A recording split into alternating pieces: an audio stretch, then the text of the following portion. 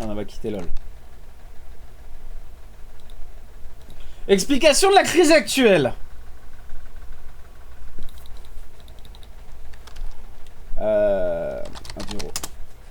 Explication de la crise actuelle. Louis était vice-président d'Hugo Chávez. Hugo Chávez, il est mort. Donc Hugo Chávez, il est mort en 2011. Et il est devenu en fait président à sa suite. Et il s'inscrit un petit peu dans la même continuité politique Chávez. Avec un État fort, avec une armée forte. Et une armée qui est très immiscée dans les questions politiques. Bon, là, il y a un petit peu de...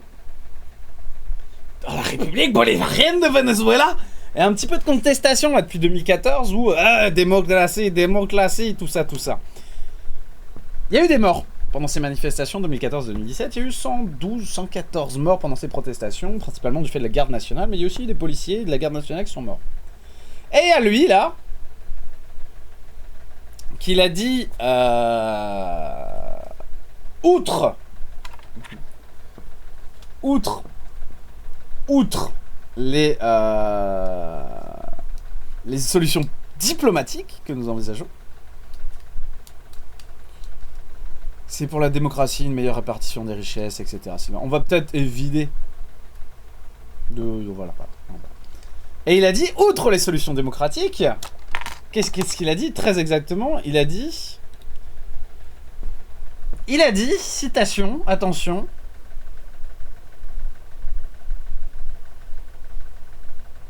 bon, je sais plus où il a dit.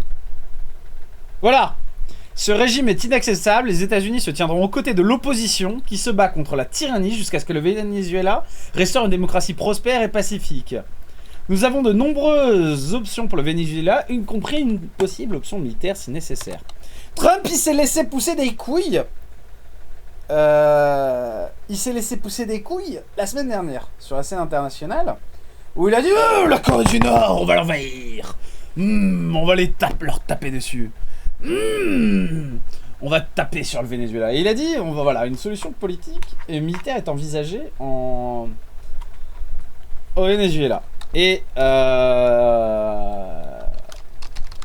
en gros, les généraux du Pentagone, quand ils ont entendu Trump dire, attendez, on va se mettre en talk show. Non, on va rester en IRL.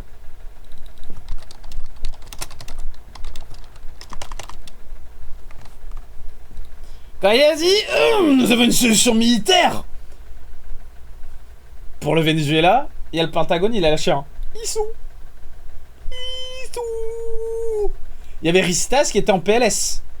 Pourquoi Ricitas il était en PLS? Parce que dire qu'on va bombarder la Corée du Nord, j'en ai discuté avec un pilote français qui m'avait expliqué que la Corée du Nord c'était un enfer à bombarder, que c'était peut-être le pire pays à bombarder au monde, parce que c'est une saloperie de DCA, c'est 80 années de DCA agglutinées sur la Corée du Nord, et que entre les SA-7, toutes les DCA différentes qu'il y a, de la petite à la longue portée, avec la chasse, etc. nord-coréenne, c'est un enfer de bombarder ce pays. Mais, certes, ok, c'est l'Amérique. La puissance aérienne, ils savent dominer un espace aérien, c'est pas un souci. Mais...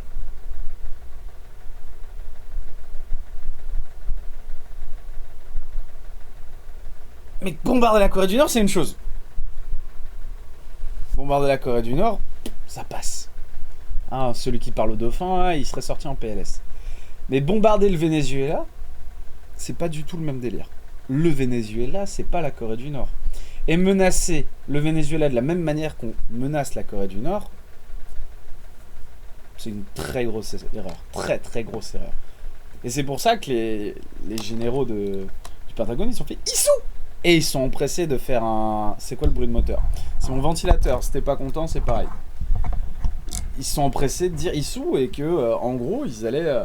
le Pentagone a fait un communiqué de presse genre 2 heures après en disant ouais, mais en fait... ouais, c'est le chef, hein, il dit ce qu'il veut, mais nous, pour l'instant, on n'a pas de plan et on nous a pas demandé de préparer le plan dans ce but-là. On n'a pas décidé on n'a pas de plan pour envahir le Venezuela. Et pourquoi il dit ça? Pourquoi ils ont un peu peur? Et pourquoi Trump le fera pas?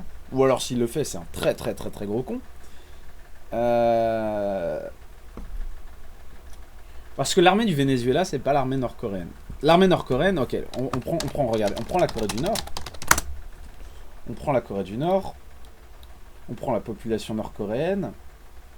25 millions d'habitants. Voilà, on va plus ou moins dire qu'il y a 15 millions...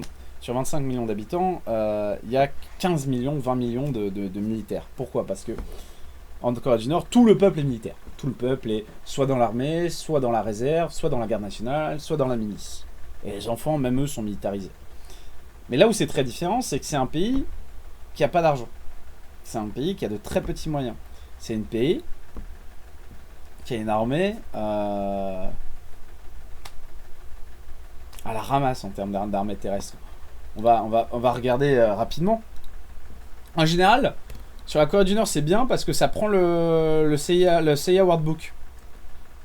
On va regarder les People Ground Force. C'est des mecs qui ont des T-72S. Des vieux chars. Début des années 80, c'est pas terrible. Des PT-76. Ce sont des chars amphibies. Des Shonma. Alors ça, c'est une production locale du T-72.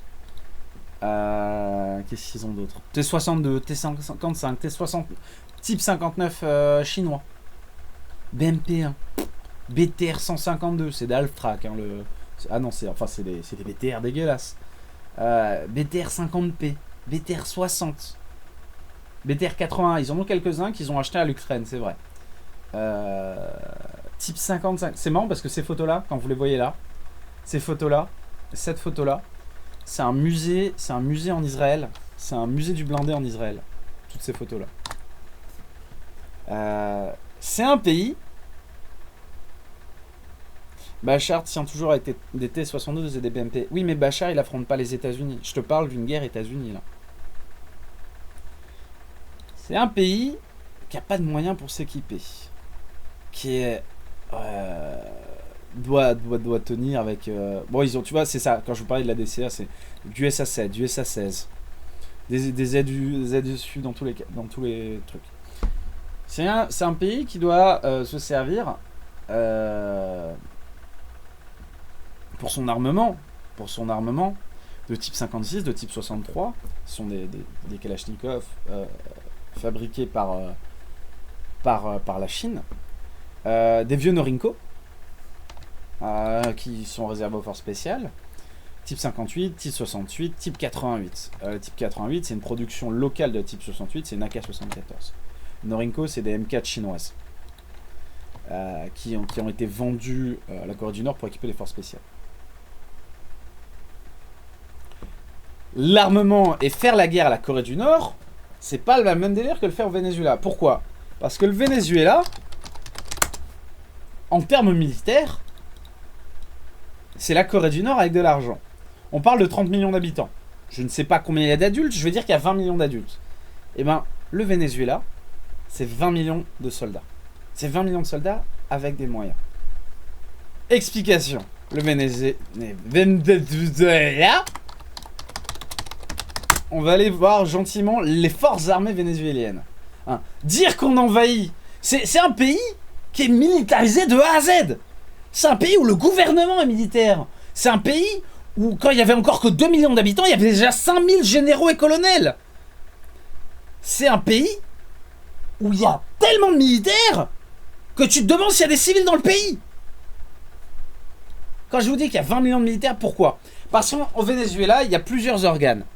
Il y a l'armée, il y a la garde nationale, qui est une gendarmerie très militarisée, très très militarisée. Vous avez la réserve et vous avez la milice. Tout le monde est militaire là-bas. Tout le monde. On prend l'armée de terre vénézuélienne. 115 000 personnels. Très bien. C'est une armée extrêmement moderne. Extrêmement moderne. Pourquoi? On va chercher le matériel. Sans oublier les paramilitaires. C'est des gens qui ont été éduqués. Les universités sont militaires, les écoles sont militaires. Il y a carrément un ministère. Voilà, c'est ça. Le ministère de l'Éducation nationale de la défense. Le ministère des services de la défense. Le ministère du développement et de la planification de la défense. Vous vous rendez compte à quel point c'est militarisé comme pays? Ok. On a l'armée vénézuélienne. On a la Navy vénézuélienne. On a les Marines vénézuéliens. Force d'élite. On a l'Air Force vénézuélienne un peu en PLS. La garde nationale. La milice. Et après... Bon, ça y est pas là, mais il y a encore des trucs paramilitaires. Les forces armées vénézuéliennes. Hein? Les forces armées vénézuéliennes terrestres. 130 000 soldats. 130 000 soldats. 3 divisions d'infanterie. Une division de chars. Une division spécialisée dans la traque dans la jungle. Et une division légère qui va être nommée de cavalerie, mais qui en fait, qui regroupe les unités parachutistes et des unités de chars. Attendez, je me dis pas de bêtises. Ouais, voilà, il y a les rangers et il y a la cavalerie. C'est ça. Ouais, c'est bien ça. Ok. Pour l'armement. Pour l'armement, les mecs, ils rigolent. Ah! Alors là, il y a une faute, ils en ont pas commandé 100 000. Ils en ont pas commandé 100 000. 130, c'est de la merde. Attends, c'est vrai, on n'a pas fini. Les mecs ont commandé 100 000 AK-103 à la Russie. Un peu plus de 100 000, en fait, c'est 130 000. AK-103 à la Russie. C'est quoi une AK-103? C'est une AK-74 dans la solidité, dans la fiabilité, en 7,62. L'AK-74, c'est du 5,45. L'AK-103, pardon, c'est l'une des versions les plus modernes de la Kalachnikov, c'est ça. Et l'AK-103, on peut le voir à son chargeur qui est un petit peu plus courbe, c'est de la 7,62 par 39. C'est en gros une AKM modernisée. Ils en ont 130 000 des AK-103. Elles ont été livrées, c'est bon. C'est bon, ça a été livré. C'est livré, c'est bon. Mais les mecs, ils se sont pas arrêtés là. En 2007, ils ont signé un contrat pour produire localement des AK-103. Ils en ont, on estime, selon la CIA, potentiellement 200 à 230 000. 200 à 230 000. Ok. 200 à 230 000, on rappelle que l'armée de terre, c'est 130 000 hommes. Alors, même s'ils prenaient les secrétaires et les cuisiniers et machin, ils équiperaient toute l'armée. Ok, très bien, très bien, très bien. Sur les 130 000 hommes, nous on a 300 000 hommes dans l'armée de terre, on en a que 70 000 qui sont déployables. Sur les 130 000 hommes, on peut espérer qu'il y en ait 40 à 50 000 déployables. Peut-être même 60 000. Parce qu'on va imaginer que les corps administratifs, comme il y a énormément de ministères, etc. à côté, peut-être que, voilà. Allez, on va estimer moyenne haute à 60 000 hommes déployables. Parce qu'on va dire que... il faudrait regarder si c'est écrit quelque part. On regarde juste sur Wikipédia, on s'en fout d'aller chercher dans les sources, des machins. C'est le CIA World Book, ça, qui documente, ça va, c'est plutôt pas mal. Bon, allez, 50 000 hommes. Ça veut dire que les autres AK-103, elles vont à la garde nationale, elles vont à la réserve. Mais les mecs s'en battent les couilles. Ils ont également 150 000 FAL. C'est quoi des FAL? C'est ni plus ni moins que l'arme belge par excellence, la plus connue. C'est l'arme qui a fait tous les conflits en Afrique. C'est un fusil d'assaut, je vous le montre gentiment, qui est dans un calibre 7,62. Attention, par contre, 7,62 autant. Donc c'est pas du 7,62 par 39, c'est du 7,62 par 51. C'est différent. Je sais pas s'il existe des versions 7,62 en Argentine. Quelle version ils ont?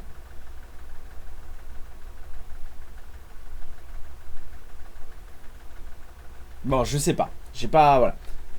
Cette arme, elle est tellement bien foutue que ça fait fusil d'assaut, ça fait DMR, on s'en bat les couilles, on peut s'en servir. DMR, Designated Marksman Rifle. C'est un tir de précision. Le FN-FAL, 150 000.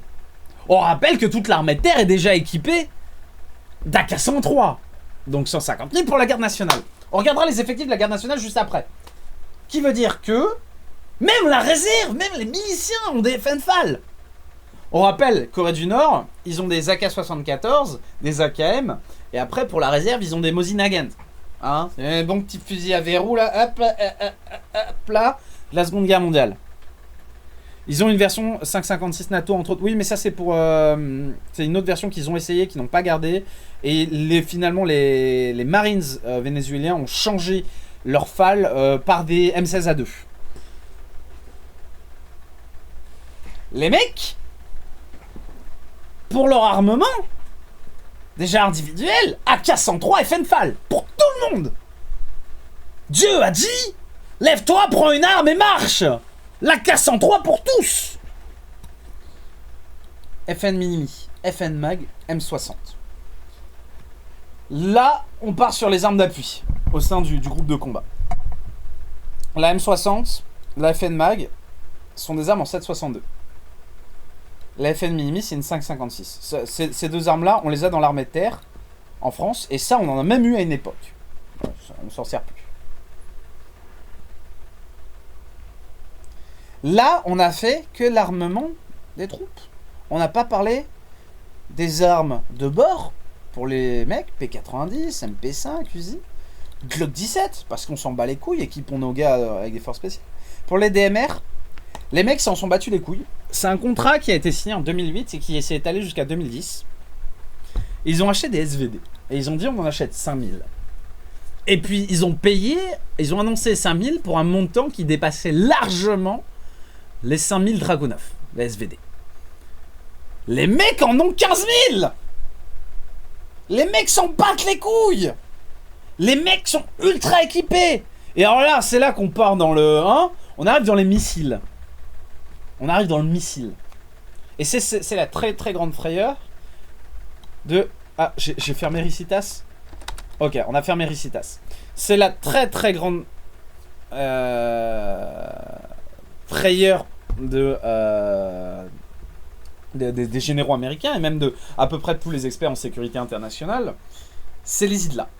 Les mecs ont commandé à la Russie au début des années 2010 des Grinch. Alors c'est 9K338, voilà. Les SA-24 Grinch, c'est quoi? C'est juste la dernière version du missile IDLA. Le IDLA, c'est quoi? C'est un manpads. C'est une défense manpads. Donc on va regarder la version Grinch. Voilà, 24. L'Arménie en a 200, l'Azerbaïdjan 300, la Libye on a peut-être eu, voilà. Mais le Venezuela on a 5000. C'est quoi le Grinch? C'est la dernière version. C'est un missile sol-air moyenne portée, courte portée, qui fait très très mal. Ça a jusqu'à 5 km de portée, on tire plutôt à 3 km. Ça peut abattre un avion de ligne, qui est à l'atterrissage ou au décollage. Ça peut abattre n'importe quel avion. Ces missiles-là, ils s'en servent pourquoi? Pourquoi on en a peur? Ils en ont peur parce que si demain le gouvernement vénézuélien tombe, ces armes-là, les militaires... Qu'est-ce qui s'est passé? En fait, si vous voulez, ils ont peur que ça se passe comme en Union soviétique. Qu'est-ce qui s'est passé quand l'Union soviétique a chuté? Les militaires qui gardaient des bases, bon, ils se faisaient plus payer par Moscou, qu'ils ont dit, bah, vendons les armes! Et ils ont vendu leurs armes. Et on s'est retrouvé avec énormément d'armes sur le marché de l'arme internationale, qui se retrouvaient en Afrique, qui se retrouvaient un petit peu partout. Et ce qu'ils ont très peur, c'est que ces armes se retrouvent, ces 5000 missiles se retrouvent sur le marché international. Pourquoi 5000 missiles? Je suis un groupe de guerrilleros locaux, je suis n'importe quel connard qui veut faire sauter un avion de ligne. Bah, j'en achète un, je me mets à côté d'un aéroport, j'attends que ça passe, et pouh! Et il ne peut rien faire. Il n'a pas d'alerte missile, il n'a pas de contre-mesure, il ne peut rien faire. Personne ne peut rien faire, il est mort. J'en achète deux, je fais 2 avions. Allez, on va dire qu'on shoot un A330. Allez, un A330-300. Un A330-300, c'est 400. Je vous le montre, c'est 400 passagers.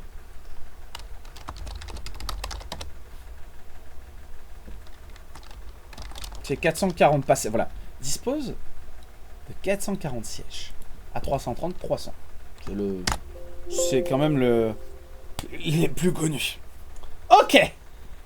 Après, ils ont du RPG-Z, mais ils ont surtout des RBS-70, qui sont des missiles qui viennent de chez Bofors, entreprise suédoise, qui sont des missiles guidés anti-char.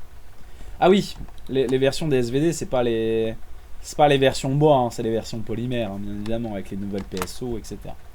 Bon. Là, vous avez vu, les mecs, à quel point ils sont vénères. Les mecs sont extrêmement vénères. Rien pour on parle que de l'armement individuel et collectif de l'armée de terre. On n'a même pas fait les véhicules, on n'a pas fait la flotte, on n'a rien fait. 130 000 hommes équipés sur... C'est pas la Corée du Nord. Tu peux pas dire au Venezuela, je vais te bombarder comme tu le dis à la Corée du Nord. La Corée du Nord, elle dit, on va bombarder Guam, mais en fait, on le fait pas. Le Venezuela, il dit, bah vas-y, viens, je t'attends, mon pote. Putain. Et alors là, on passe sur la suite. Des S-300VM, des missiles Buck. Je vous rappelle, les missiles Buck, c'est ce qui a fait péter le vol hollandais en Ukraine. Des Peshora. Air sol missile. Les S-300, c'est ce qu'on appelle du missile anti-missile. Du Z-23, c'est un petit peu vieux, voilà. Des BM-21 grades, ça donne de l'artillerie, ils sont un peu en PLS. L'artillerie, ils sont un petit peu en PLS, mais ça va. Là, on parlait de l'air defense, voilà. Il y a la faille d'artillerie plus bas. Dans les années 80, le grand ami du Venezuela, c'était les États-Unis. C'est Chavez qui a rompu les ponts avec les Occidentaux pour s'allier à la Russie. Mais à l'époque, c'était les grands alliés. Et nous, les Français, dans les années 80, on a essayé de se placer sur le marché de l'armement vénézuélien. C'est un pays qui n'a pas l'industrie de l'armement qu'a le Brésil, qu'a Cuba, etc. Rajoute Israël dans ta liste, Virs. Et on leur a fourni des mortiers de 120. Mais on leur a pas fourni que ça. On leur a fourni plein d'autres choses. Des AMX-13, des AMX-30. On leur a fourni des Mirages. Vous allez voir ça. Ils ont des mortiers de 120. Français, russes. Ils en ont un peu plus que ça en moins. Et ils ont surtout, après, des artilleries italiennes. Les Italiens, même chose, dans les années 80, ont essayé de se placer. Leur ont vendu un peu plus de 500 unités. En fait, en 600. Si Israël, c'est pas officiel. Mais je t'inquiète pas. 600 unités d'un canon de 105 mm, Melara, le M56, qui est un dérivé d'un canon américain, qui est un très très bon canon, puisque c'est le dérivé de ça, voilà. Et ils en ont en plus, voilà. C'est peut-être pour ça qu'on dit qu'ils en ont 600 unités, parce que c'est 555 plus 40. Et on leur a vendu des AMX-13, je vous l'ai dit avant. Ils en ont transformé certaines versions en artillerie, mais ils les ont retirés du service. En artillerie, ça va. 600 pièces, bon, c'est pas énorme, 600 pièces pour 130 000 hommes. Mais c'est pas mal. Ils ont des Tuna. Les Tuna, c'est quoi? Ce sont ces véhicules, c'est une production vénézuélienne. Je vous l'ai dit, l'armement, l'industrie de l'armement vénézuélien débute, commence, machin. Ils ont les véhicules Tuna. Ce sont des Humvee locaux, blindés, faiblement blindés. Ça vaut pas un MRAP moderne, mais c'est plus blindé qu'un Humvee. Ça transporte jusqu'à 8 gaz, voilà, ils les produisent localement, ils en ont une pléthore, c'est voilà. Ils ont des vieux Pinsgauer, c'est autrichien, c'est de la merde, ça, voilà. Des Land Cruiser, on s'en fout. Les camions, on s'en fout. Les camions, c'est pas très important. Ils en ont un paquet, on s'en fout. Et là, on passe sur les chars. C'est là que c'est un peu plus vénère. Quand je vous dis, j'ai dit, c'est pas la Corée du Nord. Pourquoi c'est pas la Corée du Nord? Ils ont des T-72 B1V. L'une des meilleures versions du T-72. Ils en ont une centaine. On leur a vendu un peu moins de 100 AMX-30. Comme je vous l'ai dit, dans les années 80-90. Plutôt 80. Les AMX-30, ce sont des vieux chars. Mais ils les ont modernisés. Alors les AMX-30 ne valent pas les T-72. Mais là, on a quand même pas mal de chars. Alors, bien sûr, si les Américains débarquent, ils vont envoyer une ME, une Marines Expeditionary Unit, qui a des Abrams. La MX-30 ne fait pas le poids face à un Abrams. Mais ça reste un char. Ok. On leur a aussi livré des MX-13. Qui sont des chars légers. Plutôt chasseurs de chars, mais qui leur servent d'artillerie mobile et de chasseurs de chars. Ils ont des Scorpions. Des vieux Scorpions britanniques. Chars très légers, très rapides. Avec un petit... Je sais plus combien c'est, je crois. C'est un canon de 60. Je sais plus, c'est de la merde. 76, excusez-moi, c'est un 76. Ils ont des BMP-3. Des BMP-3, ils en ont à peu près 150. BMP-3, c'est la dernière version du BMP. Vous avez une mitrailleuse ici, une mitrailleuse là, un gros canon ici, et un petit canon là, donc c'est un bitube, un petit canon automatique. Pour l'instant, je juste fait le matériel. Parce que oui, on va parler de l'entraînement, on va parler de cet endoctrinement. Là, on fait juste l'état des forces. Et putain, ça fait peur. BTR 80, hein, c'est du bon BTR. Des Norinco 16 FVPK. Je ne sais pas du tout ce que c'est. On va juste regarder ce que c'est. Excusez-moi, je ne connais pas. Ah bah, la boîte Norinco, je connais, merci. On va juste regarder parce que je ne sais pas ce que sont ces véhicules. Ah oui, c'est des trucs trop bizarres de débarquement pour les Marines. Ouais, voilà, c'est bien sûr, d'accord. AMX-13, AMX-13. Alors, on leur a proposé en version VTT VCI, donc véhicule de combat d'infanterie. Et Rafaga en version... Alors, Rafaga, c'est la version modernisée, il me semble, israélienne. C'est marrant parce que toutes les photos viennent du musée du blindé israélien. Panhard AML S 530, c'est de la merde, on va même pas les compter. D'ailleurs, la photo est fausse. Ils ont des vieux Dragoons. Alors, je remonte ce que c'est les Dragoons. Pour ceux qui ont joué à Combat de Mission, vous savez... pas à Combat de Mission, Ah, bon, ce jeu-là, hein, vous savez ce que c'est. Ce sont des véhicules chez General Dynamics, sont des dérivés des M100, de ce véhicule-là, mais en version transport, qui sont des véhicules de combat d'infanterie. On a fait... Voilà, Wargame, merci Virs. On a fait juste... l'armée de terre. On n'a même pas parlé des autres. Ah oui, c'est l'armée de terre qui gère leurs hélicoptères. Qu'est-ce qu'ils ont? Les mecs, ils avaient pas le temps de niaiser. Mi-35, Mi-17, voilà. Allez, attends, on va tous les ouvrir, que vous voyez tous. Des vieux Sikorsky. Ils ont des Mi-24. Ah, d'accord. Putain, ils montrent pas... Non, mais c'est des 35. Les 35, c'est la version export du 24. Donc attendez, on vérifie juste, voilà. Export Mi-24V. Donc c'est ça. C'est ça, mais avec une tourelle en plus ici. Et vous voyez tous les points en pas. Ok, ils ont des Fuchs. Ouais. Voilà. Ils ont des hélicoptères d'attaque pas dégueux. Ils ont des Mi-17 avec des points d'emport sur les côtés. Donc c'est un hélicoptère de transport avec des missiles. Ils ont des 26 qui est un très lourd hélicoptère de transport. C'est celui qui a... Ah non, c'est pas... La version au-dessus, elle a carrément des ailes. Ils ont des vieux Bell, qui sont ce que vous allez appeler des UA. Ils ont des Bell 206, qui sont des petits hélicoptères... vous savez, voilà, classiques. Des Bell 412, qui sont des UA, hein, mais ce coup-ci, des Twin UA. Puisqu'ils ont, au lieu d'avoir juste une turbine, vous voyez, ici, ils en ont deux. Twin UA. Et ils ont des vieux Sikorsky, à mon avis, ils volent même plus. Hein, c'est des sinking carriers. Ils ont 10 hélicoptères d'attaque et une vingtaine d'hélicoptères de transport. C'est pas énorme. C'est pas énervé, mais ça fait le taf. Ils utilisent aussi, ils ont si vous voulez, l'équivalent de ce qu'on a dans l'armée de terre, la LAT, une aviation légère de l'armée de terre, où ils ont quelques avions de transport, donc en plus des hélicoptères, et des avions de transport de personnel très léger. Voilà, le Tigre est mieux. Mais on s'en bat les couilles, on parle pas du Tigre. Vous avez vu, on a fait l'état du matériel de l'armée de terre. C'est plutôt énervé déjà. Les mecs ont déjà, en termes de combat d'infanterie, de l'armement pour tous. Dieu a dit, lève-toi, prends un fusil et marche. Prends un AK-103. Toute l'armée de terre, même les secrétaires, les cuisiniers, tout le monde a de l'AK-103. Tout le monde a du FAL. Ça fait très mal. Ça fait très très mal. On a fait que l'armée de terre.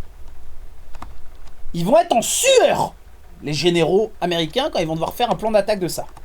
On va parler des options qu'ils ont après, hein. Vous inquiétez pas.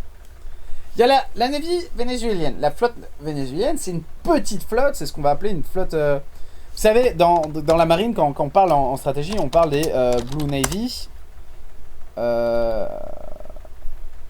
Blue Water Navy, voilà. Blue Water Navy, à opposer au Brown Water Navy et Green Water Navy. C'est quoi une Blue Water Navy? C'est ce que nous on a, ce que les Américains ils ont, ce que les Anglais ils ont. C'est une flotte capable d'intervenir n'importe où dans le monde. Blue Water, ça veut dire qu'il peut aller, voilà, il peut aller n'importe où dans le monde. Une flotte peut aller n'importe où dans le monde. Ils ont les Brown Water Navy, qui sont des flottes qui peuvent aller que sur les rivières et sur qui n'est que fluvial ou littoral. Et il y a les Green Water Navy, qui sont ce qui va défendre les côtes littorales. Eux,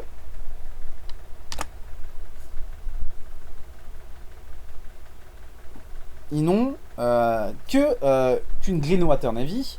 C'est une flotte très légère qui est composée de 2 à 4 frégates, 2 à 4 corvettes. Bah attendez, on doit y avoir le truc. Après, ils ont acheté des kilos. Hein. Voilà. Alors je connais pas, voilà, je vous l'ai déjà dit, la flotte c'est pas mon délire. Je m'y connais pas bien. Mais on peut faire un peu l'inventaire. Ils ont... Ouais, putain, la page est pas terrible. Hein. Ouais, elle est pas ouf, elle est pas ouf, la page. Elle est difficilement lisible. Difficilement lisible. Ils ont... Ouais, vous voyez, ce sont des navires qui sans être extrêmement anciens, sont pas non plus très modernes. Enfin, ça va. On voit que c'est des navires espagnols, que ce sont des navires italiens, du type 209 allemand, d'accord. Je sais ils en ont acheté aux Russes, etc. C'est pas super à jour, mais ils ont quelques bateaux pas dégueux, et même si ça va pas. C'est pas ça qui va arrêter la flotte américaine. On rappelle juste qu'a fait la flotte argentine à la flotte britannique. Voilà. C'est pas ouf, c'est pas dégueu du tout. Et alors, ce qui m'étonne, c'est qu'il me semble qu'ils avaient acheté. Attendez. Qu'ils avaient acheté des sous-marins nucléaires aux Russes. Je dis peut-être une grosse connerie. 2 secondes.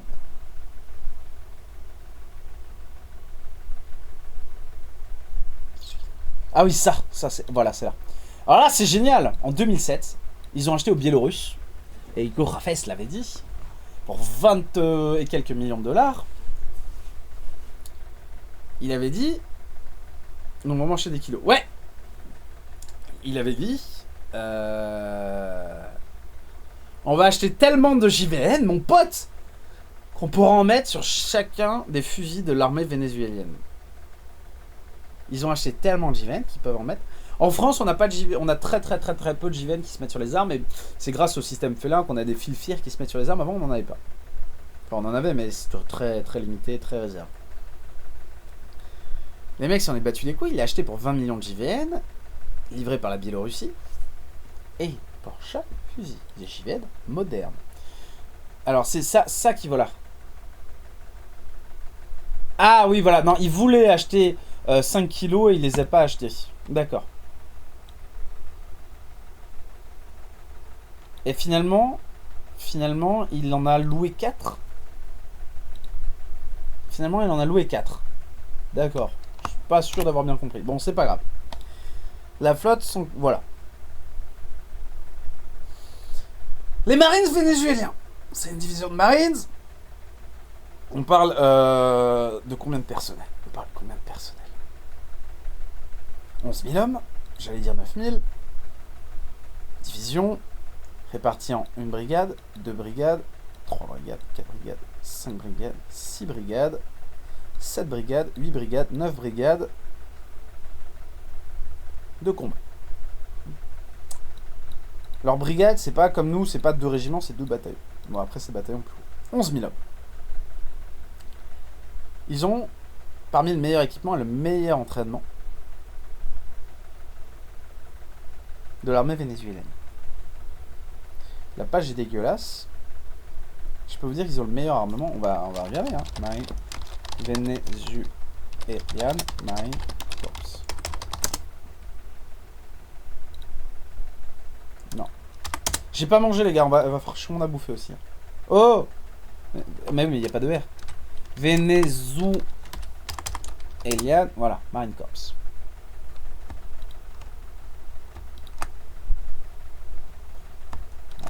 Regardez quelques photos. C'est dommage parce qu'il y avait une page qui s'appelait military.net qui rassemblait des photos des armées, de toutes les armées, qui permettaient voilà, de voir des trucs sympas. Ah, d'ailleurs, ils sont en train avec les Marines ou je rêve? C'est quoi ce drapeau? Attendez. C'est le Venezuela? Oui, c'est le Venezuela. On peut voir qu'ils sont un camouflage relativement moderne, véhicule relativement moderne, de la bonne JVN des familles. C'est des mecs un peu énervés, les Vénézuéliens. Surtout leur flotte. Elle est un petit peu énervée. Leurs marines sont un peu énervés. c'est l'unité la plus connue de l'armée vénézuélienne.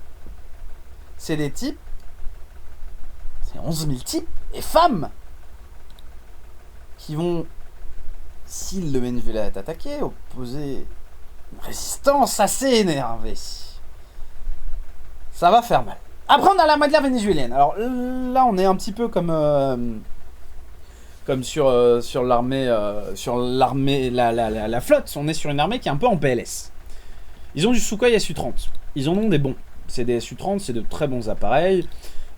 C'est du multi-rôle, principalement quand même pour le combat RR, mais c'est du multi-rôle qui est capable de faire du air-sol. Ils ont des F-16. Donc ils ont 23 Su-30, ils ont 16 F-16. F-16 livrés par les Américains dans les années 80. On ne le présente plus, c'est un chasseur multi-rôle qui est pas capable de délivrer de l'armement au sol comme en l'air.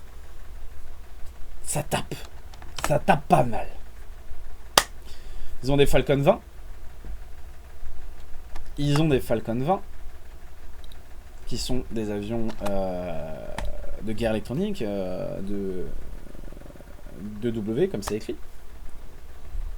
Ils ont surtout, et c'est là que ça devient marrant, donc des F-16, des Su-30. Où est-ce qu'ils sont écrits? Des Eurocoptères, voilà. Hein. Le bon Cougar, hein, voilà, on n'en parle pas. Je parle pas des hélicoptères, etc. Bah, monsieur, ils en ont, hein, je le sais qu'ils en ont. Voilà. Ils sont... Ah! Des EMB 312 Tucano. Alors, c'est un avion qui paye pas de mine. Je vous rappelle juste que c'est l'un des remplaçants envisagés avec le F-35 côte à côte pour remplacer le A-10 aux États-Unis. Aux États-Unis, ils sont partis du principe qu'on a besoin d'avions légers capables de délivrer de l'armement. Voilà. Capables de délivrer de l'armement, il coûterait beaucoup moins cher à utiliser. Et quand il faudra quelque chose de beaucoup plus fort, on utiliserait le F-35.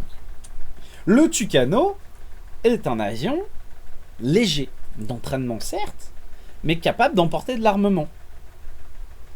Et c'est l'un des avions qui est évalué, ils en ont livré à l'Afghanistan, etc. Les États-Unis, ils croient beaucoup dans cet avion. Monomoteur certes, hélice certes, léger, etc. Parfait pour de la contre-guérilla ou de la guérilla. Ils en ont une vingtaine ou une trentaine. Ils en ont une vingtaine. Donc, on parle quand même de 16. En réalité, c'est 20 F-16 parce qu'ils ont aussi des biplaces. Voilà, des versions B. Ils ont les EMB. Et je vous parle même pas des avions chinois. Et des autres avions. On va les regarder. Après, il y a tous les transports qu'on va pas faire. Ils ont ce jet chinois. Qui a un dérivé, enfin qui ressemble, moi je le trouve fortement à L-39 Albatros. On rappelle le L-39 Albatros, on rappelle cet avion qui est un JL-8 de chez Hongdu. C'est un avion qui peut délivrer de l'armement. C'est un avion qui délivre de l'armement. Ça fait mal. Ça, c'est leurs avions d'entraînement, avions d'entraînement, voilà. Ils ont une armée de l'air qui va se faire ravager par l'armée de l'air américaine. Et si elle se fait pas ravager au sol, elle se fera ravager en l'air. À une époque, ils avaient même des mirages, qu'on leur avait livrés dans les années 80. Et je suis pas sûr qu'ils volent encore leurs mirages. Parce qu'on le voit là, Mirage 3, Mirage 5. On leur va livrer ça. Mirage 3 qui ressemble au Mirage 2000. Et Mirage 5, pareil. Je crois qu'ils les ont plus. Ils volent plus. En 83, ils avaient des F-16. Voilà. Ouais, je crois qu'ils volent plus leur Mirage. Ouais, en même temps, ça m'étonne pas. Donc les mecs ont une aviation qui ne va pas tenir face à l'Air Force américaine. Mais ils ont 40 appareils modernes qui peuvent faire mal.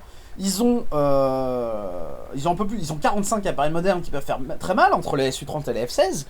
Et ils ont 12 EMB et ils ont 30 JL-8 de chez Hongdu. Ça peut faire mal. Ça peut faire mal. Là où ils sont le plus énervés, c'est l'armée de terre. On l'a vu. Qu'est-ce que tu veux, toi? Qu'est-ce que tu t'es perdu, le chat? Oui. Ah là là.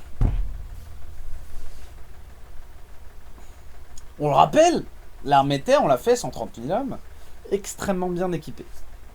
Ils ont la garde nationale bolivarienne. Avant, c'était juste la garde nationale du Venezuela. Ils ont rajouté bolivarienne en 2004 devant lui. Combien d'hommes?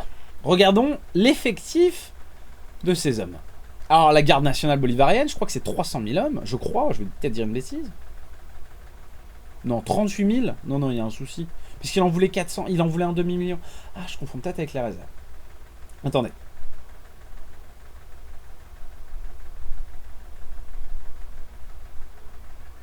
Attendez. Parce que la garde nationale vénézuélienne, normalement, c'est quelque chose d'assez vénère.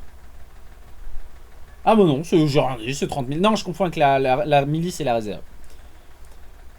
Ils ont donc 40 000 hommes à la K103. Et au FNFAL, je rappelle, ils en ont assez, hein. Ils en ont assez des AK-103 pour équiper tout le monde.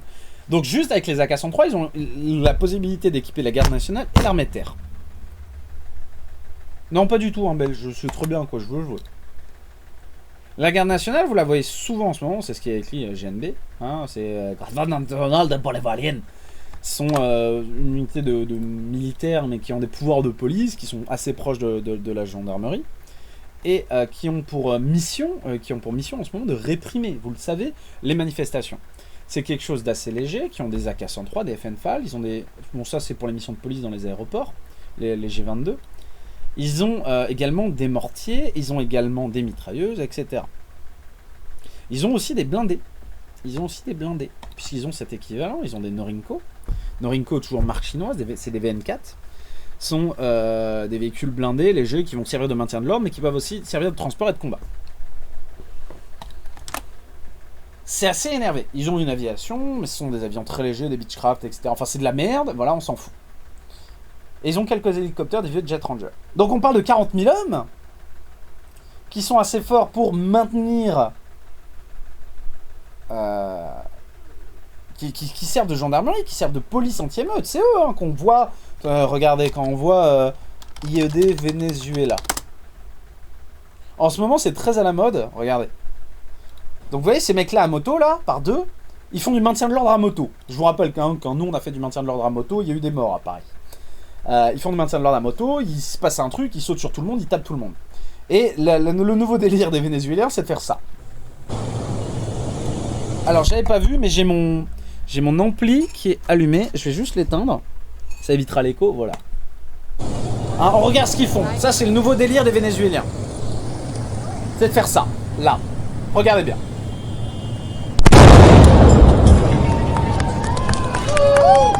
Les Vénézuéliens applaudissent, il n'y a pas eu de mort. Ça va, tout va bien. Il n'y a pas eu de mort. Tout va bien. Donc les gardes nationaux, qu'est-ce qu'ils vont faire? Ils vont descendre, ils vont mettre des coups de matraque à tout le monde, ils vont lancer de la lacrymo. Là, vous entendez la lacrymo. Vous voyez la lacrymo qui tombe. Ah, d'accord. Les suggestions sont intéressantes. Ah, on est obligé de voir. Donc vous entendez la lacrymo, etc. À peine violent. Mais ça, mesdames et messieurs, ce n'est que le quotidien désormais de la police vénézuélienne. Là, vous en avez vu un. Donc vous l'avez vu celui-là. Ah, ils en montrent pas d'autres? Parce que c'est quelque chose d'assez énervé. Donc là, ce que vous voyez, c'est la garde nationale ou des policiers vénézuéliens. Oui, parce que la police est aussi capable. Voilà, il y a aussi celle-là. Ah, le bon RT, ça faisait longtemps. Regardez, là, ça va être au passage de cette moto-là. Voilà, boum. C'est le nouveau délire hein, des Vénézuéliens. C'est les IED contre la police. Hein? C'est un jeu de trucs ou c'est un truc déjà placé? C'est des trucs déjà placés en général. Les suggestions, c'était pas des suggestions, c'était les trucs que me proposait la chaîne. Voilà. Et donc là, forcément, qu'est-ce qu'ils vont faire? Voilà, on les entend les tirs de lacrymo, ils vont tirer la lacrymo, ils vont tirer au fusil à pompe. Les mecs, les mecs s'en battent les couilles. Hein. Je vous rappelle, les policiers vénézuéliens, ce que c'est. Regardez, le mec se balade juste. Le maintien de l'ordre, voilà, à moto, hein, voilà. Bon. Au fusil à pompe, on s'en bat les couilles, voilà, tu nous suis, hein, t'as rien fait, t'allais faire tes courses. Bah tu nous suis, bon on va te tabasser à 4-5, hop là, coup de bouclier. Eh, les gars, on dirait pas un finisher dans... Le mec a rien fait, le mec a rien demandé. On dirait pas un finisher dans Left 4 Dead. Sans déconner. Eux, c'est des policiers, là, c'est la garde nationale. GNB, c'est la garde nationale. Donc, ils vont le mettre sur la moto, et ils vont repartir à 3 sur la moto.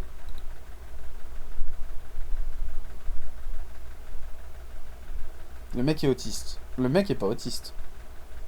Ils vont le massacrer, hein. Et ils vont en massacrer plusieurs.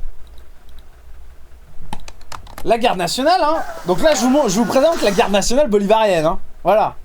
Non, ça, c'est de la police. Par contre, ces uniformes-là, c'est la police. Bah, ça, c'est de la garde nationale. Les mecs, voilà, vont tirer à la lacrymo, vont tirer au fusil à pompe. La garde nationale s'en bat un peu les couilles.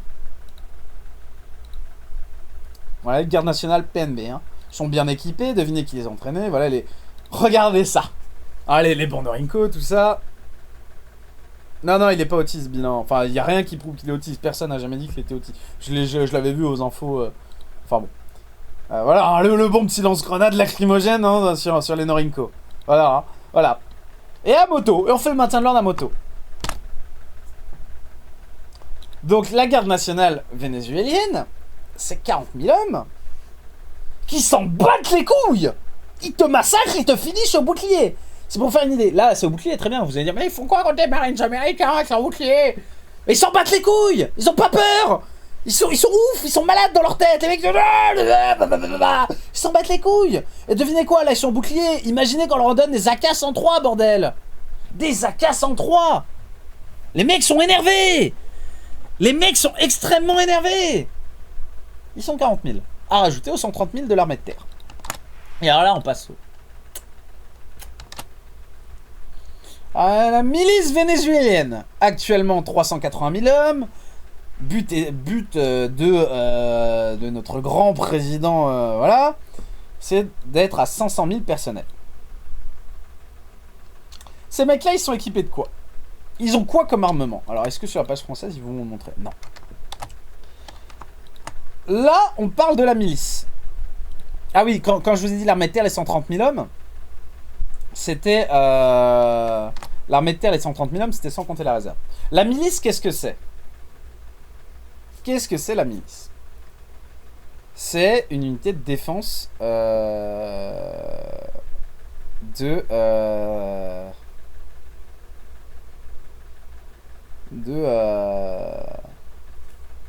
une milice de défense locale. Qui va dans la milice vénézuélienne? Toute personne, tout citoyen qui n'est pas militaire d'active, qui n'a pas fait son service, ou qui veut y aller volontairement. Ça, c'est la réserve. Donc la réserve, c'est tout militaire qui n'est pas d'active, qui a fait son service et qui veut y aller volontairement. La territorial guard, donc la milice, l'une de ses composantes de la milice, c'est quoi? Tout citoyen vénézuélien qui veut y aller volontairement. Tous les hommes sont obligés de faire leur service. Donc tous les hommes du pays sont dans ce truc-là. C'est 380 000 hommes, c'est à terme 500 000 hommes, qui sont armés de FNFAL, qui sont armés de Norinco, qui ont de la mitrailleuse et qui ont quelques mortiers, etc. C'est une unité locale qui, contrairement à ce qu'on pourrait croire, bon là c'est des fusils de parade, hein, mais voilà, qui est une unité de locale qui a pour mission et qui est entraînée d'une manière assez précise. Vous allez voir, ça va être marrant. On va parler de l'entraînement. Hein. On va parler de l'entraînement maintenant vénézuélien. Tu fais soit l'armée, soit la milice. C'est ça. Et si tu fais soit l'armée, soit t'es dans l'armée, soit en fait tu fais ton service militaire. Et soit tu t'engages dans l'armée et t'es militaire. Soit t'as fait ton service militaire et t'es dans la réserve de l'armée, donc t'es obligé de faire des activités militaires. Soit t'as pas fait ton service et t'es forcément dans la milice. Parce que t'es citoyen vénézuélien. Homme comme femme. La milice. Après, t'es pas obligé d'être actif dans la milice, mais tu y es forcément. Et t'as donc forcément subi un entraînement. On va parler de leur entraînement. Le Venezuela, c'est quoi ce beau pays? C'est un pays où il y a un ministère de la Défense, avec un ministère de l'Éducation nationale à la Défense, avec un ministère des services à la Défense, un ministère du développement et de la planification de la Défense. Pour faire une idée du nombre de ministères qu'est la Défense. C'est un truc où, regardez le nombre de commandements. Il y a autant de commandements qu'aux États-Unis différents. Hein, les États-Unis, ils ont des commandements pour le monde entier. Eux, c'est pareil. Le Venezuela, il y a des académies militaires. Il y a des écoles civiles gérées par l'armée. Il y a des académies militaires. Il y a un service militaire obligatoire. il y a un endoctrinement militaire, puisque est présente dans la société militaire, il me semble que la France et le Venezuela, c'est pas la jour. Non. La société vénézuélienne est intégralement composée de militaires. La société politique sont des militaires qui dirigent des entreprises, sont des militaires qui vont diriger des facultés, sont des militaires qui vont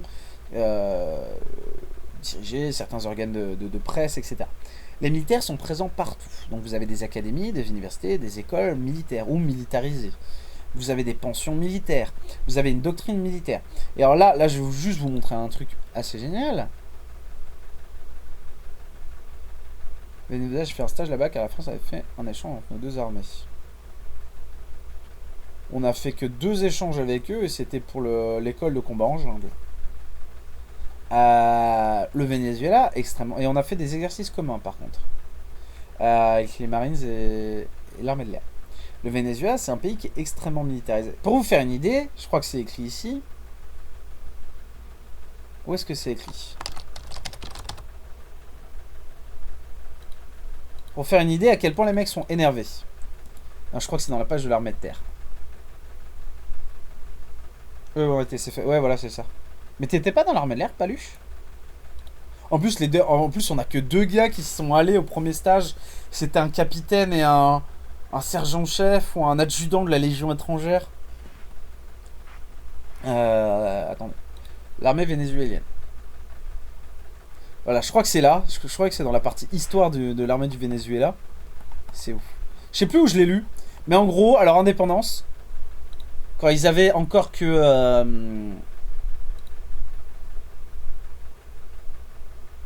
Non, une section. Ah, c'est pas le premier échange, ça. Quand ils étaient à peine indépendants, quand ils ont été à peine indépendants, les mecs n'avaient que 2 millions d'habitants, il y avait déjà 5000 généraux et colonels. 5000 généraux et colonels. On parle donc d'une armée qui... L'armée de terre, bon, alors c'est pas ça. L'armée de terre, c'est 130 000 hommes. Vous avez la Navy qui en comprend... C'est pas écrit, mais on sait qu'il y a... On avait vu combien de Marines? On avait vu combien de Marines, les gars?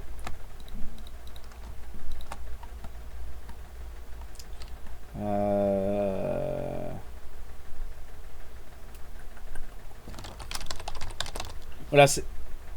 Non, c'est pas écrit là. Ouais, bon. On avait vu 11 000 hommes, donc 130 000 plus 11 000. Plus l'Air Force... 202 appareils, on va pas compter les personnels parce qu'eux ils ont pas de troupes au sol, voilà. Plus la garde nationale 40 000, donc on est à 130 plus 10, 180 000 hommes. Plus ça, 500 000 hommes. On est à 700 000 hommes qui veulent se battre. 700 000 hommes qui sont immédiatement mobilisables, qui sont armés et capables de se battre.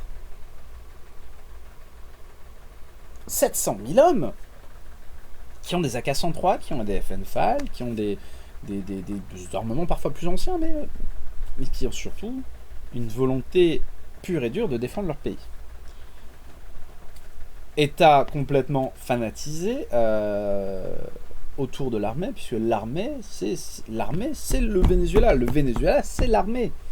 Les ministres sont des militaires, les militaires sont des ministres. Les militaires dirigent des universités, des écoles.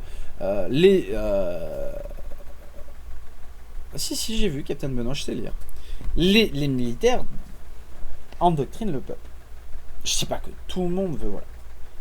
Et Trump, il ose dire nous avons des solutions militaires pour Venezuela. Et je vous l'ai dit. Le Pentagone, ils ont entendu ça, ils ont fait ça. Ils l'ont regardé, ils ont dit ah non, mais nous on nous a pas demandé de préparer de plan pour le Venezuela, d'ailleurs on n'en a pas. C'est exactement ce qu'ils ont répondu. Parce qu'ils savent ce qu'il y a derrière. Vous avez vu le matériel d'infanterie, vous avez vu le matériel antiaérien. Maintenant, vous imaginez ces 5000 zids là. Vous imaginez la vieille rhétorique de l'Amérique pour le pétrole, ça marche plus. Paluche, ils sont quasiment autosuffisants sur le pétrole.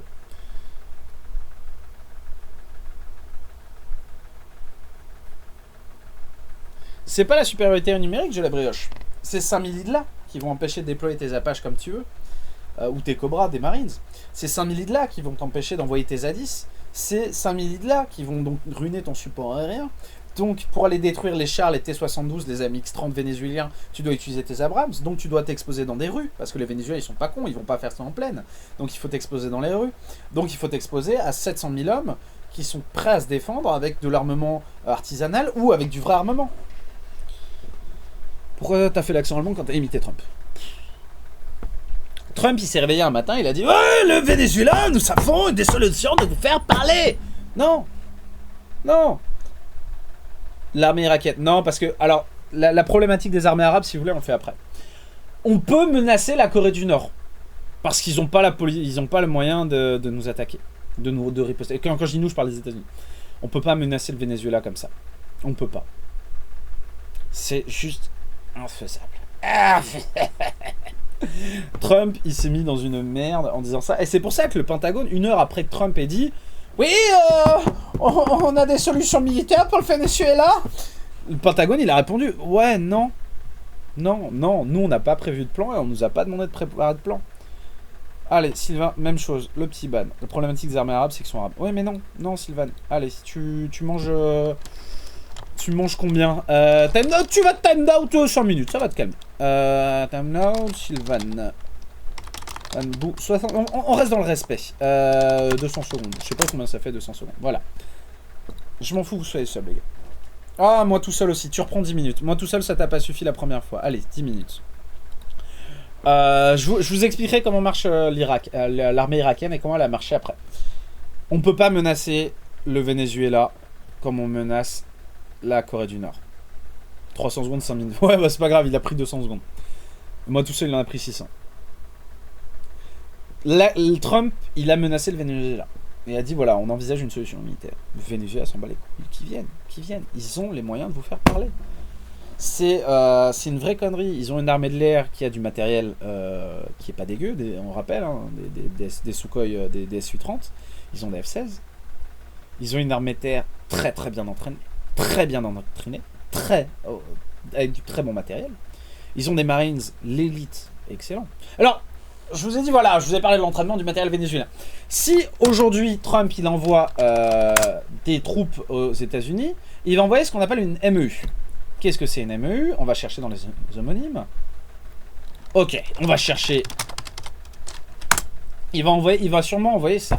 Une MEU. Il va envoyer une MEU. C'est quoi une MEU? Une MEU, c'est une Marines Expeditionary Unit. C'est une unité quasiment autonome qui regroupe entre 2000 et 3000 Marines, capable de débarquer, d'assurer un débarquement, etc. Ça comprend des unités au sol, ça comprend des avions, ça comprend des hélicoptères, ça comprend la logistique, ça comprend le commandement. En gros, quand il y a eu l'invasion en 2003 en Irak, ils ont envoyé des MEU. Ils en ont 6. Pour moi, il y en avait 7. Ah voilà, il y en a 7 des MEU. Qu'est-ce qu'ils vont envoyer? Ils vont envoyer soit la 22, la 24 ou la 26, alors la East Coast. Donc la 22, la 24 et la 26. Donc ce sont des Marines. Ça va être 2200 hommes, voilà, entre 2 et 3000 hommes. Elles sont toutes formées de la même manière. Elles ont... le matériel n'est pas écrit. Ils ont des chars, ils ont des hélicoptères, ils ont des marins, ils ont des forces spéciales, hein, ils ont des forces recons. Ils ont un petit peu tout ce qu'il faut. Si ils vont débarquer...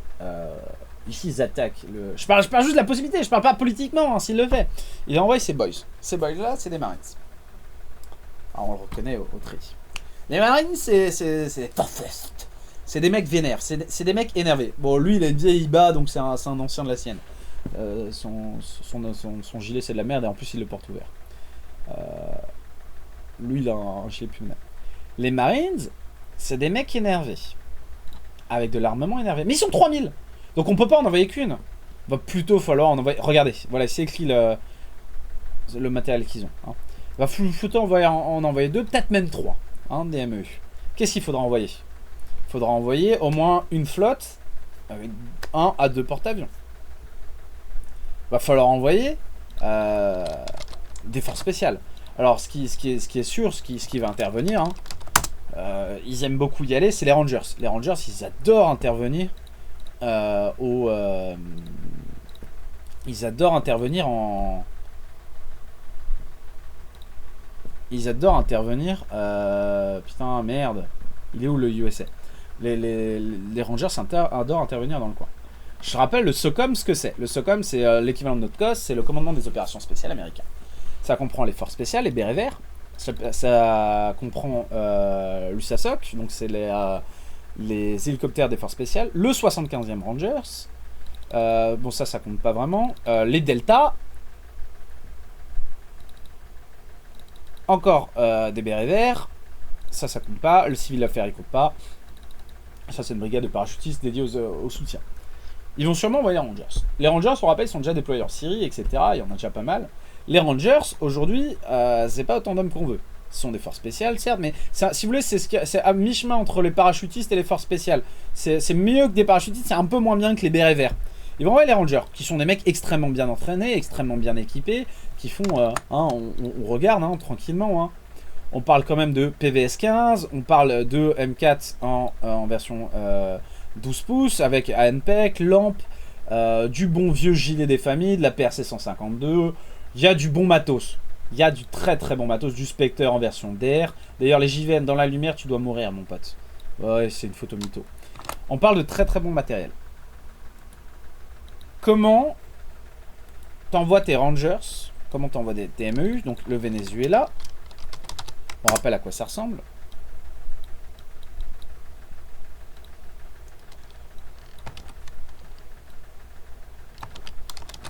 Qu'est-ce qu'il m'a envoyé? C'est un fake. Je le connais, c'est un fake.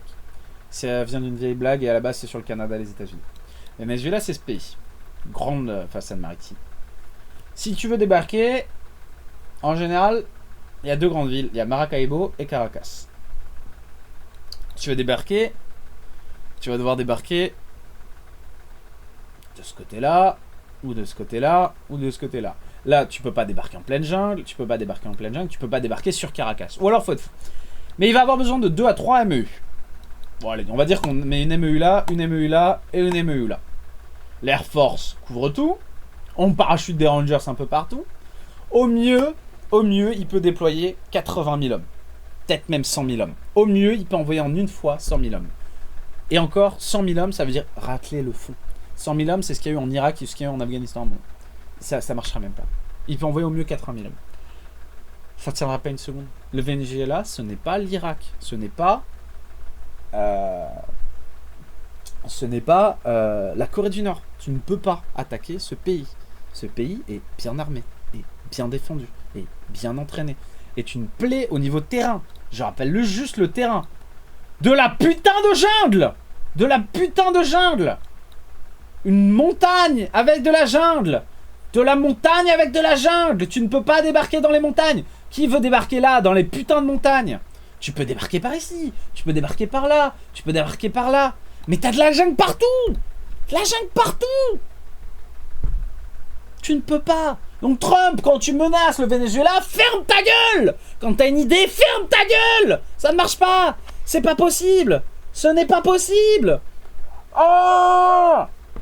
Quand on dit nous avons une solution militaire de prête, ce n'est pas vrai! Non seulement le Pentagone dément, hein, je rappelle, il a dit nous avons une solution militaire, une option militaire.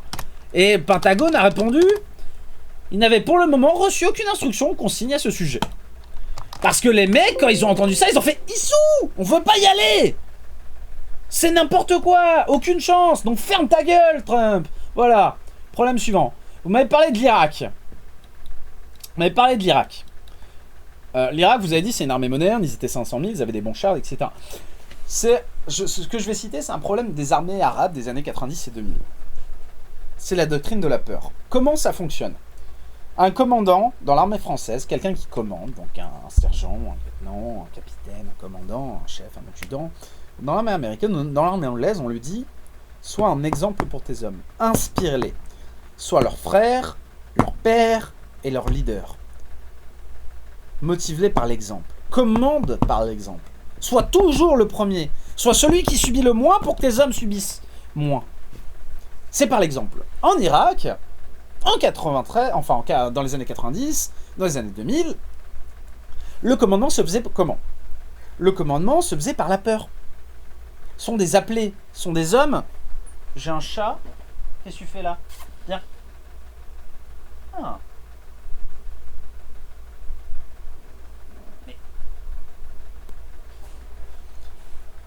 sont des gens qu'on gérait par la peur. C'est déjà pas d'aviation, donc ils étaient soumis à l'aviation américaine, mais par la peur. Le principe même du commandement irakien, dans l'armée française, vous recevez du renseignement, le renseignement part d'en bas, remonte, redescend. Donc un soldat voit quelque chose, il renseigne son chef, qui renseigne son chef, qui renseigne son chef, qui partage aux autres chefs. Le renseignement dans l'armée irakienne, c'est ça, c'est le soldat le dit à son commandant parce qu'il a peur, le commandant garde le renseignement pour lui. Pourquoi il le garde pour lui? Parce que s'il arrive à s'en servir, la gloire vient sur lui, donc il aura une meilleure position. Et on ne partage pas le renseignement, on ne le partage pas. Sans parler, voilà, des religions, des ethnies différentes, chiites, sunnites. Encore à la limite, c'était pas un problème ça, quand c'était bassiste, quand c'était Saddam Hussein. Ça tenait dans l'armée. L'armée était un segment d'union au sein de ces gens. Et le service national, la conscription, les 500 000 hommes qui servaient dans l'armée irakienne, voilà. Mais ils avaient peur de leur commandant. Quand tu as peur, t'as pas envie de te battre. Regarde. Exemple de scène complètement inventé.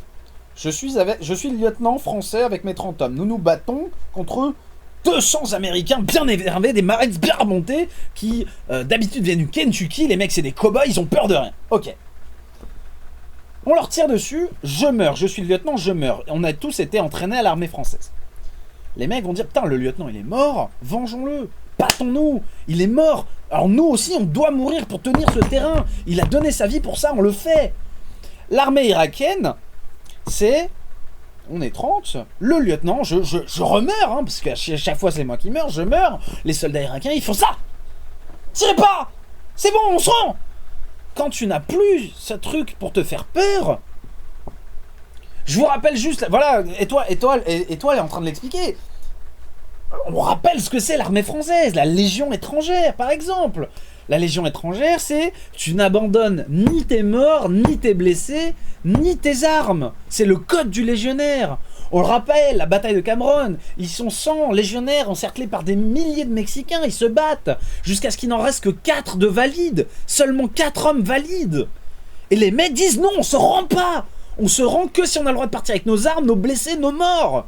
Les mecs sont énervés, ils sont partis, ils sont rendus avec... les honneurs, Sidi Ibrahim, Bazey, la maison de la dernière cartouche. L'infanterie de marine qui se bat jusqu'à la dernière cartouche. Les Français, on est énervés. Les armées arabes, et plus particulièrement l'armée irakienne, c'est une armée par la peur. Donc on commande par la peur.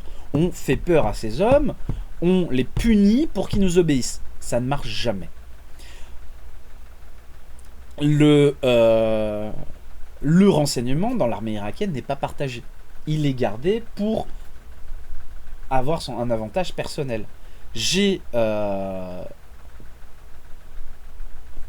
Attendez, je vais juste faire un truc. Coucou. Je vais juste passer parce que je me méfie d'un truc là. Voilà. Ça marche tant que tu gagnes. C'est ça.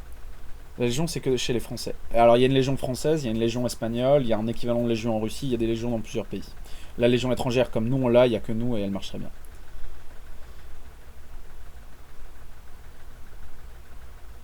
Le renseignement, ça n'a pas marché avec les Russes. Non. Le début de la grande guerre patriotique, c'est mais on le voit dans le film Stalingrad. Stalingrad vous le montre très bien, de Jean-Jacques Hano. C'est je tue mes hommes pour les faire avancer. Mais ça marche pas, ils battent quand même en retraite. Alors qu'est-ce que c'est? La grande mère patrie, on exhorte leur patriotisme, leur courage. Ouais, c'est... L'armée irakienne, et alors je vais vous retrouver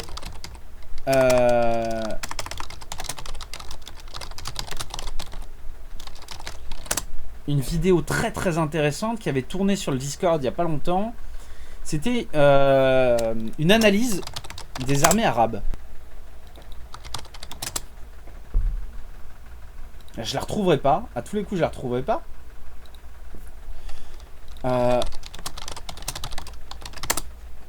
C'était un YouTuber, voilà. Non, c'est pas celui-là. Mais je crois que c'est ce YouTuber-là. Attendez, si j'ai écouté sa voix. Non.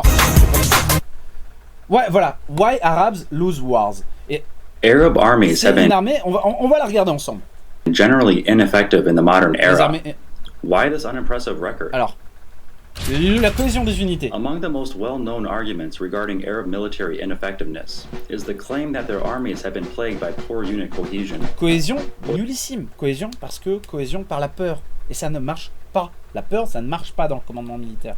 The willingness of small military formations, platoons, on va le faire sans le son. Il est en train d'expliquer que la force d'une unité militaire, et aucun militaire français ne me contredira, c'est la cohésion.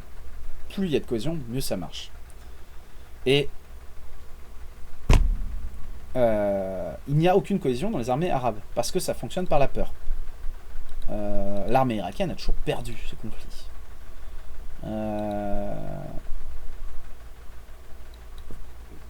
Quitte leadership professionnel.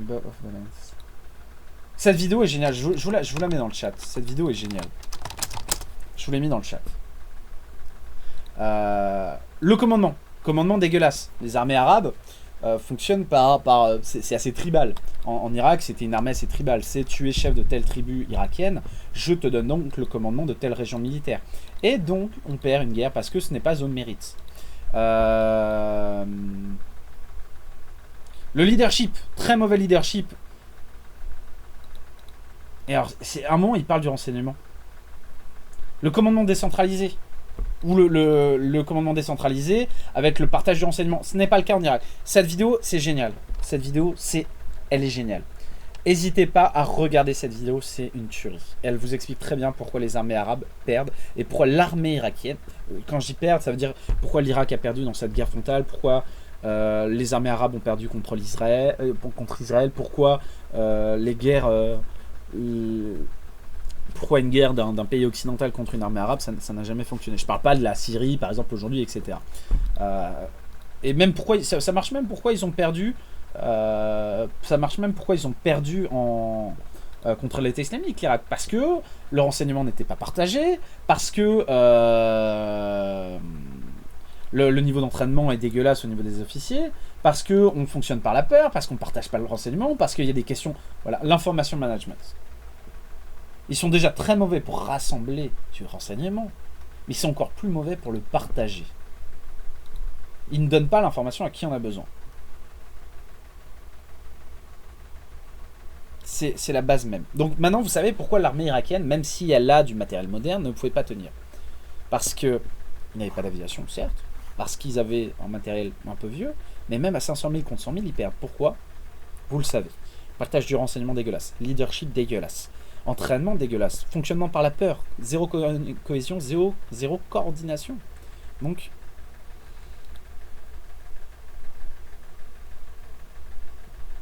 Donc pas simple. Voilà, c'est ça.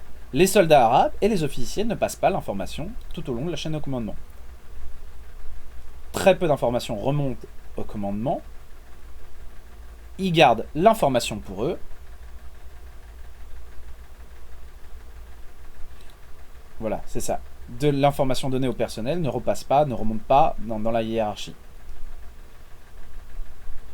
Ce que vous savez, c'est le plus important. C'est le renseignement, ce qui permet de gagner les guerres.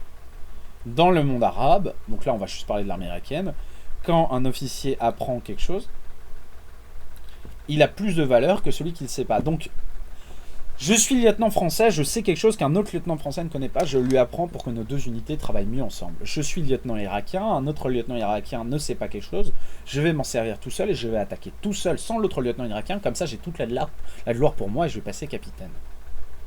Les Vénézuéliens ont de la cohésion. Oui, parce qu'ils partagent le renseignement, parce qu'ils ont une forme de commandement moderne, parce que c'est une armée moderne, c'est une très bonne armée. C'est une très très bonne armée, comparativement à l'entraînement qu'a l'armée américaine.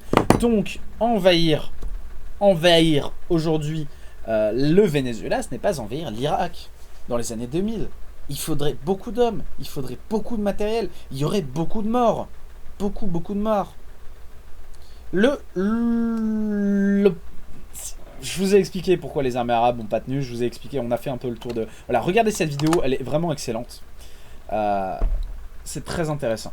Et c'est pour ça que la Corée du Nord, elle, par contre, c'est pas le même délire. C'est un pays qui est certes endoctriné, mais c'est un pays qui n'a pas c'est un pays qui n'a pas les moyens du Venezuela.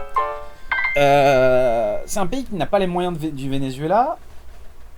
C'est un pays qui a certes une population endoctrinée, militarisée, mais qui n'a pas les moyens de se défendre. Alors oui, ils ont de la DCA. Oui, ils ont de quoi répondre aux avions américains, mais ça va tenir qu'un temps. Alors que le Venezuela, ils ont de quoi tenir aux avions, ils ont de quoi tenir aux hélicoptères, et une fois qu'il y a plus des, une fois qu'il y a des troupes au sol, ils ont de quoi? Ils ont du répondant. Je peux te reposer une question que t'as pas vue tout à l'heure. Oui, je t'en prie, vas-y. Allez-y, si vous avez des questions sur des armées, sur l'armée française, sur des choses, si je suis en mesure de vous répondre, ce sera avec grand plaisir. Mais voilà, et si on se mettait un peu de musique quand même pour égayer tout ça. Bon, peut-être pas de la musique de podcast, mais est-ce que tu penses que notre sous-marin nucléaire est tourné vers la Corée du Nord ou pas? Personne, et même parfois l'équipage même d'un sous-marin, n'est capable de dire où ils sont et ce qu'ils font. Tout que quand je dis l'équipage, c'est pas tout le monde, hein, c'est une partie. Voilà, c'est un matériel obsolète, embargo depuis 30 ans. Ils ont du matériel chinois, ils ont des bons vieux SA-7, des SA-16, etc. Ils ont du matériel intéressant, la Corée du Nord, pour se défendre. Mais ça va pas tenir une seconde. Ça va pas tenir une seconde. Là où l'armée vénézuélienne, c'est pas le même délire. Tu menaces pas la Corée du Nord comme tu menaces le Venezuela. Qu'est-ce que tu penses de la Corée du Nord et de la Chine? La Chine, c'est le pire ami. La Corée du Nord, c'est le pire ami de la Chine. La Chine se doit de soutenir la Corée. Tradition, politique, etc. Ils soutiennent, ils fournissent du matériel, des Norinco, des types 56, etc. Mais la Chine est de plus en plus embarrassée devant la Corée du Nord. Parce que la Corée du Nord, c'est... On fait la guerre! Et la Chine dit non, croissance à 8%, je n'ai pas le temps. Ils ne veulent pas être obligés d'aller dans les... Parce que si la Corée va à la guerre, la Chine devra lâcher la Corée. Et c'est ce qu'ils font, ils la lâchent petit à petit. Est-ce que c'est facile d'attaquer la France? Ça veut rien dire, c'est facile d'attaquer la France. Si demain la Géorgie attaque la France, je pense qu'on n'a pas trop à s'en soucier. Si demain on se retrouve avec les États-Unis tout seul contre la France tout seul, c'est pas le même délire. Il y a eu aussi des vidéos de schématisation entre la guerre entre France et Royaume-Uni. C'est très intéressant. Chinoise est puissante, un avival. Oui, elle est puissante. C'est une armée qui a énormément de moyens, qui a énormément d'hommes, qui a énormément de matériel, qui a une industrie de l'armement qui est de plus en plus développée. C'est une armée qui fait peur. L'armée chinoise est une armée qui fait peur. Tu penses que Trump peut et va utiliser des bombes A ou des Mother of Bombs? Alors les Mother of Bombs ne sont pas des bombes nucléaires, ne sont pas des bombes à fission. Hein. Alors, je connais pas etc. A ou H, hein, etc. Donc ce sont des MOAB, sont des bombes très fortes, mais non nucléaires, sans radiation, etc. Il est capable d'en utiliser. La frappe qu'il a faite en Afghanistan de cette bombe-là, c'est certes Obama qui l'a planifié, qui l'a préparé, mais c'est Trump qui l'a ordonné. Là où il n'utilisera pas, je pense, de bomba. Combien de CNE en France? T'as Google pour ça. Hein. C'est Bilin, tu pourras me faire un replay que tu cuts du début de notre truc sur le Venezuela et que tu cuts ici. Merci YouTube d'avoir suivi. Où on parle du Venezuela. Attention, non, tu gardes ça quand même. Je ne suis pas une science infuse. Ce que je vous dis, c'est ce qu'on va trouver dans le CIA World Book, etc. C'est ce qu'on va trouver sur différents blogs de sécurité, de défense américains, français et britanniques. Je suis pas un expert. Ce que je vous dis, ce sont mes maigres connaissances. Je vous les partage comme je peux. Je dis peut-être des conneries, je dis peut-être des choses fausses. N'hésitez pas à, dans les commentaires, dire, bah voilà, écoute, là t'as dit ça, à telle minute, ou telle phrase, c'est faux parce que, voilà. Et évitez-le. C'est de la merde ce que tu dis, connard. Ça ne fait pas avancer le débat. Voilà, c'était mon petit avis sur États-Unis, Venezuela. Merci YouTube de l'avoir suivi, à très bientôt. Ciao, ciao.